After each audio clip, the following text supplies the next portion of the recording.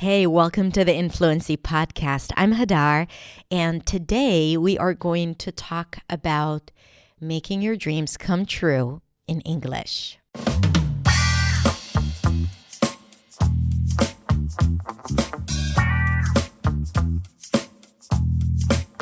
Hey everyone. Thank you so much for tuning in for another episode of the Influency Podcast. Today, I am going to share with you an interview that I had at my studio in person with one of my students. And actually, this interview is divided into two. The first part is where I'm going to talk to Maera, my student. She's been my student for many years, about English success and what has helped her overcome massive obstacles when it comes to her English fluency and confidence and getting incredible results in her life professionally in the high-tech industry, as well as in her acting career, because she is so talented. She does both. So she's going to talk about what has worked for her, what hasn't worked for her, and how she was able to accomplish big things like being in a show and getting cast as an American, and not just an American, but a Southerner, someone with a Southern accent, and she is doing such a good job.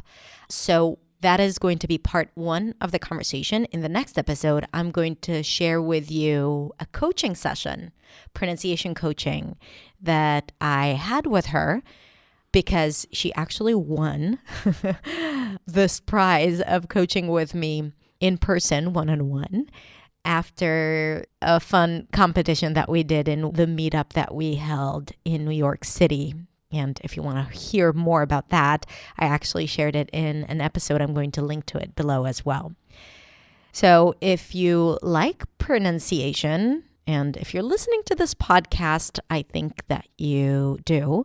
If you like pronunciation, then be sure to come back to part two of this conversation that is going to be published in a few days. Or if you're listening to this after the episode has been published, then it's probably already available. We're going to link to it here as well. All right, let's not keep you waiting. Let's listen to the conversation with Maera.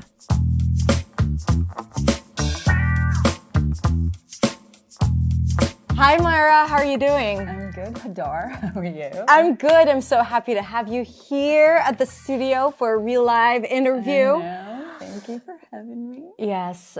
So for those of you who don't know you, this is Maera. So Maera, how are you doing today? I'm good. I'm in Tel Aviv. It's rainy, but other than that, She still made it. Yes. She made it here. Yes. And I escaped the New York weather this weekend. Merry Christmas. I know. Is it like freezing cold over there right now? Freezing Your cold friends are over there. freezing? Yes. Friends are freezing. That's a good tongue twister. Friends are freezing. Friends are freezing. Friends are, yeah. It's a good one. It's a good one. So for those who don't know you, would you like to tell us a little bit about you and maybe a short background on your English experience and learning journey? Sure. So hi, my name is Maera. I'm Israeli. I'm living in New York for the past almost 10 years. It's actually the longest I've ever lived anywhere. I lived in Israel, obviously. I lived in Egypt for 2 years. I lived in Germany. I speak German as well. And it was always important to me to be able to speak like a native. In German, the Hebrew was easy, but of course in English. In every language that you speak, you're like, I want to know it like as if I was born into it. Right. And really because of my insecurities, because like you don't want to feel different. You want to feel like you can have a conversation and nobody will stop you in the middle. Be like, wait a minute, but where are you? Are you translating from a different? Like, how are you? Yeah. You have an interesting accent. Yeah. And about 15 years ago, I started my acting journey. So wait, step back. I work high-tech company in New York City. I work with Americans all the time. I speak English all day. And I'm an actress. Now, there are people, Israeli people and other foreign cultures that speak English with a very heavy accent of where they're from, and that's okay. But when you're an actor, Yeah. it really limits your range of what you can do. Yeah. I remember that when I lived in New York, that was my main focus. Like the reason why I started my acting, my English, my speaking, my pronunciation work was because I wanted to have freedom in, in this path. Like I did not want to be limited by anything. And an accent is a big thing when it comes to acting in the US. Yeah. So I can totally see why this was, in addition to you wanting to sound like a native, and we'll talk about that in a little bit, it's also a question of like, what can you achieve in your career? Right. And in my high-tech career, it's hard to say that I felt discriminated, but it's because it's not something you can actually put your finger on. But there were comments of like, oh no, we only want Americans to be in sales, like dealing with customers because of culture differences or stuff like that. And so they frame it in a way that makes you feel a little confused about why that is. But like, the cultural differences obviously has to do with how you sound and how you respond and all of that. And I remember we first started working about 4 or 5 years ago. And I remember that it was really important for you, not just for acting, really for work. Like you were really focused on people not noticing that you weren't born in the U.S. And first I was born in the U.S. But okay. I did not grow up there. Yeah. But that was a big deal because a lot of times I found myself in an executive room full of white males, like middle-aged from everywhere in America. And I was the only woman, not native, foreign language with some metaphors that are not in the culture. It wasn't always baseball or football that I was referring to when I gave examples of what is sometimes military, it was not. And beyond that, it's just to say what I want to say without triple thinking how to say it. Yeah. I know that it's not that I am not the problem. Because even if I wasn't the problem, like I know it was loud, the person is old and couldn't hear me. The minute they said, sorry, come again? Say what? I was like, oh no, I don't know how to say it. It's me. I mispronounced my A's. I said a different word. Or I didn't understand what they were saying or all of that. And now they're thinking of me, this, and that. I was immediately losing my confidence. Immediately going to, did I say she correctly? Yeah. So that was a big deal for me. And then the acting was a whole different path, which I have worked before I met you. I have worked with American accent reduction coaches and all that, and they were great. Usually like Shakespeareans and they've worked with like British accent and like all that, but they couldn't really pinpoint like what I needed. And I started. I think it was like a YouTube video that I've seen, and I was like, let me try with the free version. Let me try with the YouTube stuff. And I specifically remember it was the girl. The girl. Oh, the pronunciation of the word girl.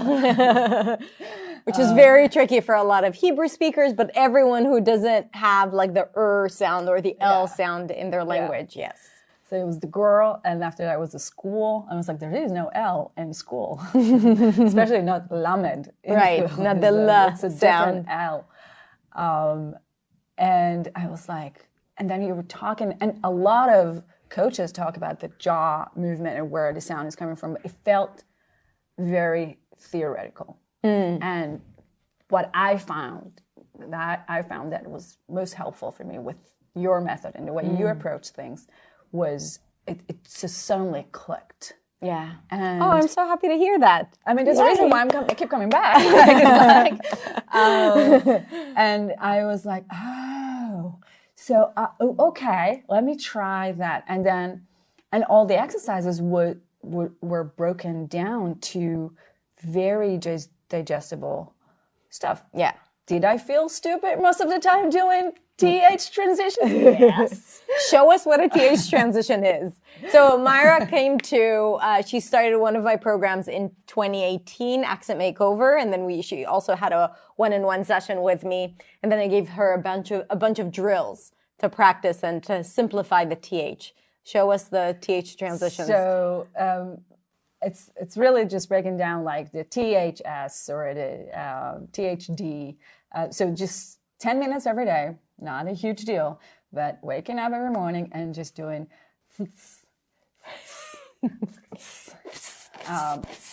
and reverse that and Yes. so all that make you feel really dumb, especially if there's another person in the room. Yep. All my students know what this is about. I know. But I kept doing that. And my boss at the time, his name was Seth. Okay. And when Seth said things, speaking about tongue twisters, when I want to say, well, what Seth said, I was like, wait a minute. That's a good tongue twister. It works.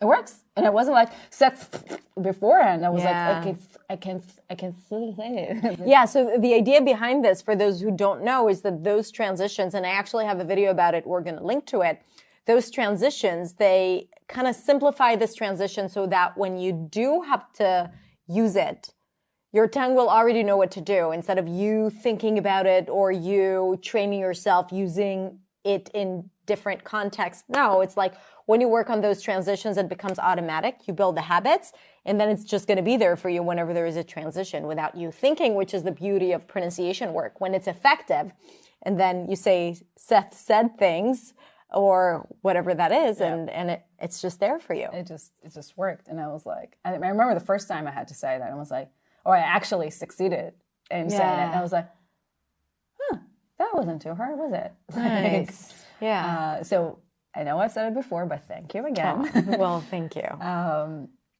And then in my acting journey, so the last program I joined was a New Sound with the little pods, and we had a little group with a different coach that worked on specific things. And my goal was to get to the finish line, being able to, confident enough to audition for American parts, and being able to get the parts. Yeah. And I'm getting the chills when I'm saying it. But it was actually on my birthday, almost this year, I auditioned for a play when I needed to not just play an American character, but also an iconic American character in the American history called Calamity Jane. And she's from Dakota, which is a very specific accent. And I can do the cliche. So, like, I can do the cliche Southern accent. And I was like, that's not it, but... I'm curious for a second. Is it easier for you to do, like, a caricature, a specific accent where you play a caricature of the character? Or is it then, your own having worked on your own accent? What's easier for you? Does that make sense? My question? Yeah. Because I find that for actors, sometimes they have more freedom if it's a character rather than them themselves, like their own accent. That's interesting. I think for me, because of the two worlds that I'm in, so the first one, the default for American accent was always like, oh my God, like this is amazing. And when you're in a business world, you don't want to sound like this. Yeah. I know it's all like cliche and doesn't really mean anything about the person's intelligence. It's all true, and yet you want to have the option. Yeah. And you understand that your words, they have impact, and like in your voice and how you say things, and and you want to understand how you use it to serve you best, so you get what you want, right? So it's not like there is a form of speaking that is totally fine in certain circumstances, but in others, they just don't serve you. It's not right or wrong. It's just that, how are you going to get what you want? Right. And that kind of person is great for characters. It's like for that kind of like white girl, valley girl, like that's great for that. For others, it's really depends. I'm still not knowledgeable enough in the delicate differences between the specific American accents, because there's a lot, and just not one Southern accent. And that's actually funny because it was because I was born in Texas, and I never lived there, but I used to come with my somewhat Israeli, unclear accent. First time, like, talk to clients at work and be like, "Hey, how are you?" Like, I'm like whatever, and they were like, "Oh, wow, that's an interesting accent. Where are you from?" I was like, "Well, how do you define from?" I was like, "Well, where are you born?" And they're all like, "Well, I was born in Fort Worth, Texas. Where are you? Like, what are you?" And people will be like, so confused. They're like, "That's not hot. What?" You messed them up. Like, you know, it's like, I did not expect that. But that's the cliche of like, that's not even a Texan accent. It's just like cliche of Southern. And there's like so many different Southern accents. So for acting to play what I know and have more freedom in accents, yes. But it's not specific enough for me. I still have to work on it. It's not like I cannot switch like this unless I did the work ahead of time. Yeah. So back to your story. Sorry, I distracted you from telling us the story of what happened a year ago when you... Yeah, so I auditioned. It was on my birthday. And I got to be understudy for Calamity Jane and another lead character. That's amazing. Who's French, so it's a different accent. And if you're in New York in February, please follow, I'm doing commercial break, Rising Sun Theater Company. We're having a show coming up in February, and 3 of these shows, and I hope nobody else will get sick, I'm going to be playing the lead, so... Yay. Yeah, that's absolutely incredible. We're going to link all the details below, but that's absolutely incredible because, you know, that was your vision for what you had wanted for yourself. This is why you worked on your accent. And not only that you got cast in an all-American role, it also, you know, required you to speak with a certain dialect that was not native to you, right? Like, because you mostly worked on standard American and you live in the East Coast. So I think that is so inspiring, and congratulations. Like you worked so hard for it and you deserve it. And I think that, like, I'm so happy that you get to celebrate it now and to acknowledge this achievement because it's a big deal. And it is a big deal. And just to say, I mean, I'm sure everybody who's been through one of the programs know that it's not easy. And even it's not easy.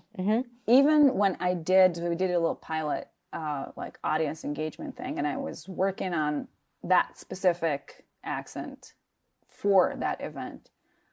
After a day I was like, ow, that hurts. Yeah. Like, it's not, it's the same language. It's not the same muscles that are working. Crazy. And I was like, and I only knew that muscle work because of the training. Right. And I'm sure that for you it was easier because you had the training, because you already knew how to use those muscles and how to work your pronunciation.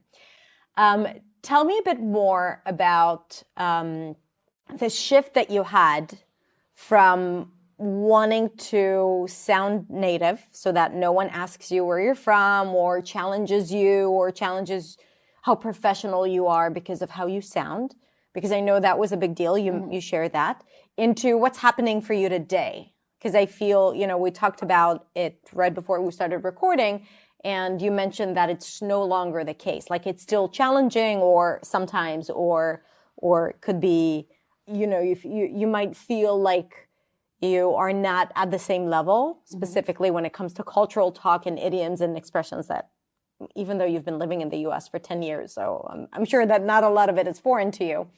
But what has changed in terms of your mindset and the shift that you had to make to feel more confident? I cannot take credit for that shift. I will give all the credit to you. No, it's all you. No. Let me finish. Because I was very, very focused on sounding like a native. I was like, nobody needs to know. I don't want anyone to ask, like, where I'm from. If, like, whatever, grew up here or whatnot. And at some point, and it's very frustrating, right? Because when you're tired, when you're drunk, when you speak different language all day and then come back to English, it could be some sounds will feel different in your mind, like that transition.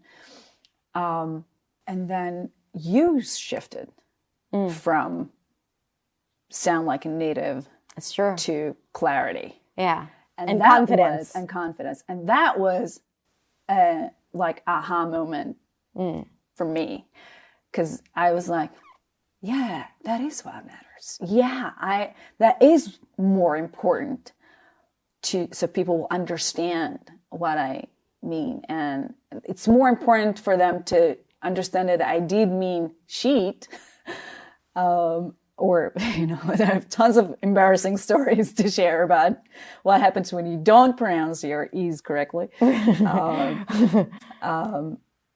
be confident about it. And if someone be like, sorry, I didn't get that, you're not like, and then it's only getting worse from there. Like, for me, when I'm getting panic, I was like, it will only like, I'll be small, I'll not open my mouth. Yeah, like all the muscles will be like, and then your sound, your voice, everything's affected. It's getting worse. Yeah. I'm not as, loud or like my volume will decrease and it will be like, and then it will make it harder for everybody else to understand what I wanted. And the message will not come through because I was so confident the first time and then someone questioned it and I'm like shrinking. Yeah. What does it mean about my opinion? So good. And I'm sure some people are familiar with you're not always in a welcoming environment or supportive environment. Yeah. Especially when you say like in a room filled with men, who never had to fight for speaking up or sharing their opinion or using a language that they weren't born into. Right. So of course it matters and it could affect your experience. The question is, are you going to let it affect you or are you going to show up the way you deserve to show up? Exactly. And even with acting, like sometimes, you audition and someone will be like, I didn't quite get that. And then immediately I'm like, it's my accent. Sorry. Right. Well, beep. So I'll be like, it's probably me when it's not necessarily. Most times it's not. Yeah. And so that was a huge shift for me, thanks to you. At some point I started, and because of the very tedious exercising. Right. And because it goes together. It's like the mindset work and the exercises, because you still have to work on it physically. Right. Yeah. And I was like, wait a minute. I do know how to say those things. Yeah. So I'm going to repeat myself for the other person, not because I didn't do a good job the first time. It's like that's. So it's really started, and right now, and it's not 100%. I'm still sometimes get the cringe of like, hey, where's this accent from? I'm like, what accent? But it's becoming less and less, and you help me understand that it's actually something I need to be proud of. Yes. Hey, I speak 3 languages. How many languages do you speak, Mr. White American guy? Like, I kind of, and so, that's it's something that was really helpful, and I can do it in a clear way. I know I can convey my thoughts in a very clear and meaningful way, a confident way. So it really lets my true self, my personality come out without thinking about it. And that was the main thing. Amazing. Wow. And I think, what you're saying is so important for people to hear, because that entitlement that we don't feel because the language is not ours is something that we need to make ourselves feel. Like we belong in the language. We deserve to use it, whether we make mistakes or we don't make mistakes, whether we understand the people around us or whether we don't. It should not affect our internal experience, because when it does, it also affects our fluency, our clarity, and all our voice, all of that. But above all that, it doesn't allow us to show up for who we really are. And then you're limiting yourself, you're hiding yourself, you're stifling your impulses, and it can also affect your professional abilities, because you're not sharing your opinions. You're not showing up. They don't know what you think or what you care about, right? Because you just don't want to say something and to sound different or like you don't belong. Exactly. So like we need to eliminate that fear. Yeah. And one other thing that I realize I'm doing more now is I'm not ashamed of asking. So like, especially now, like we had to read through the script for the show in February. Yes. And there's a lot of old English terms because it's like in the 1700 thing, and that I've never seen before, written or sound, right? And I was like, so I caught myself after the fact being like, oh, I stopped and I asked another actor who was next to me. I was like, how do you pronounce that? You know, or I gave it a try and I was like, is that how you say it?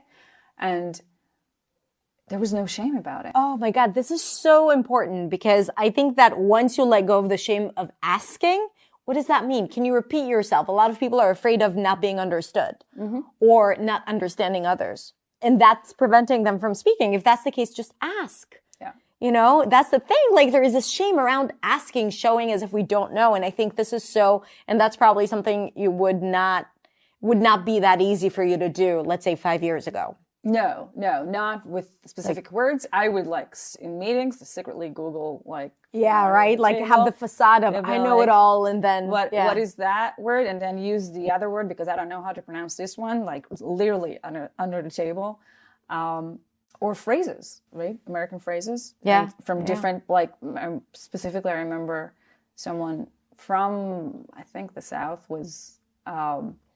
Saying something, well, let's not go around the barn about this. And I was like, I'm sorry, I don't know.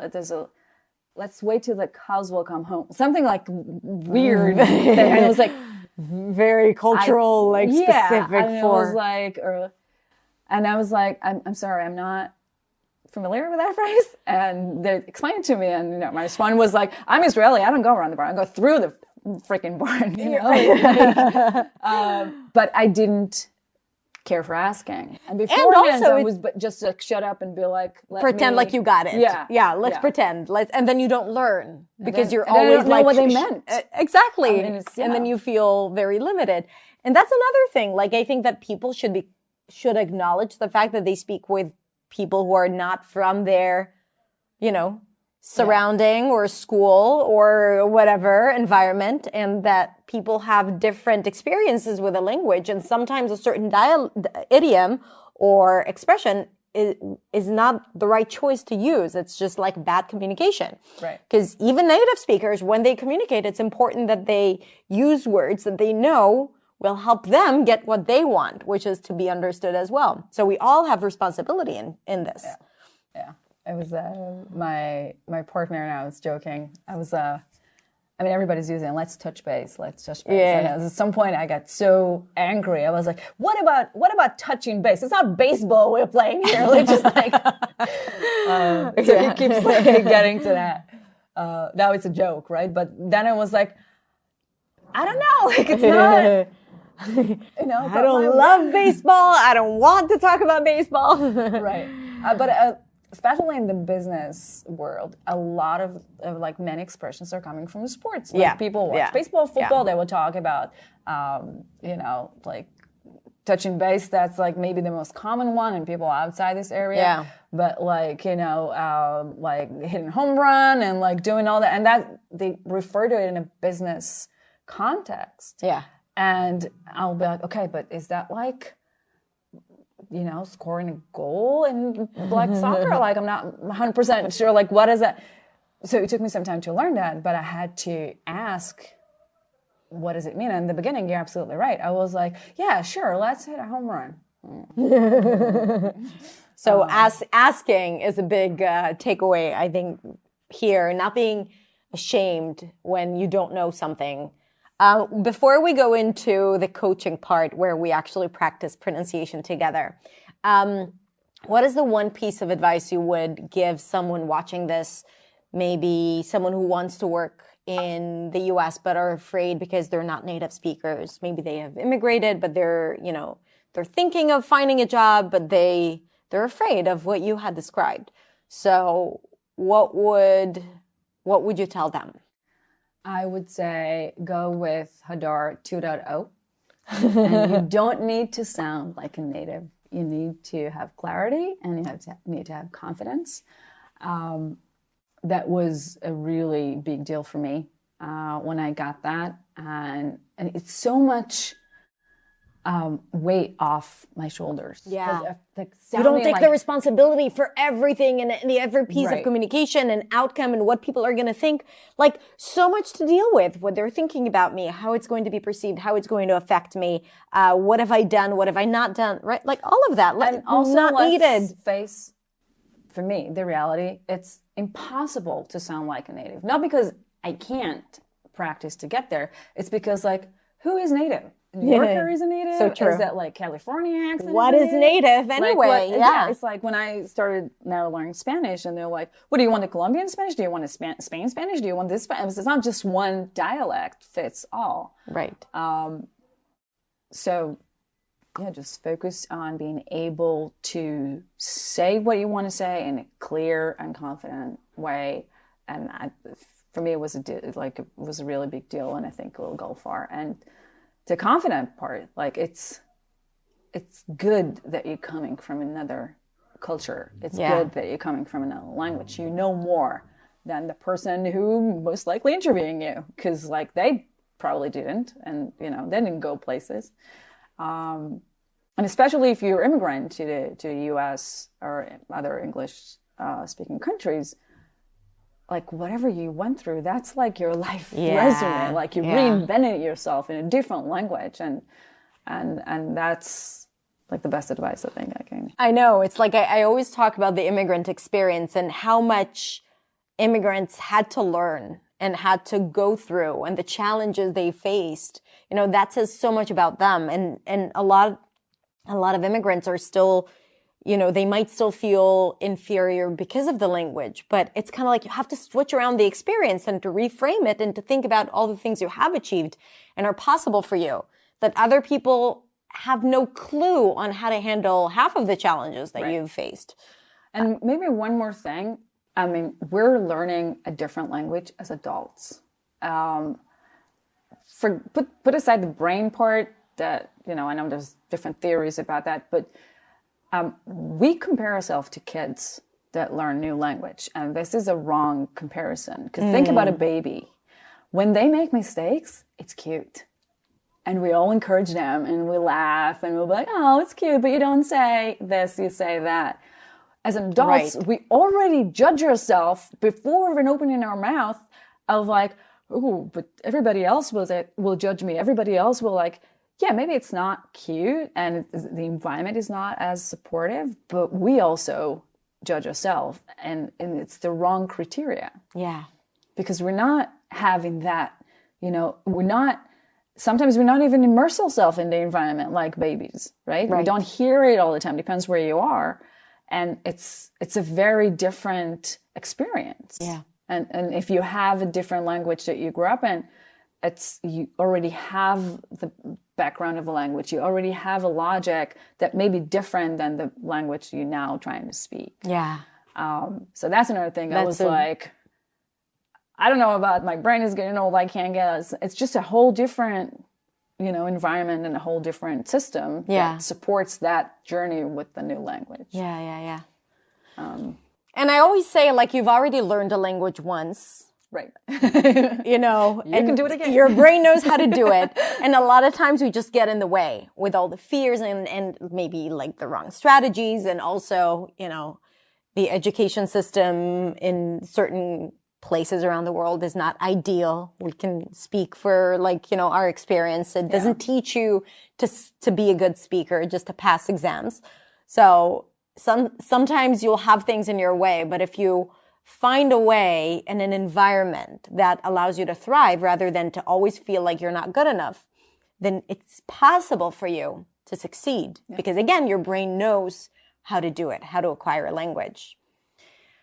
So first of all, thank you so much for this amazing conversation. Thank you. I mean, I know you didn't know that until now, but you've been really a big part of my journey. So I'm so honored and I'm proud. glad I found you.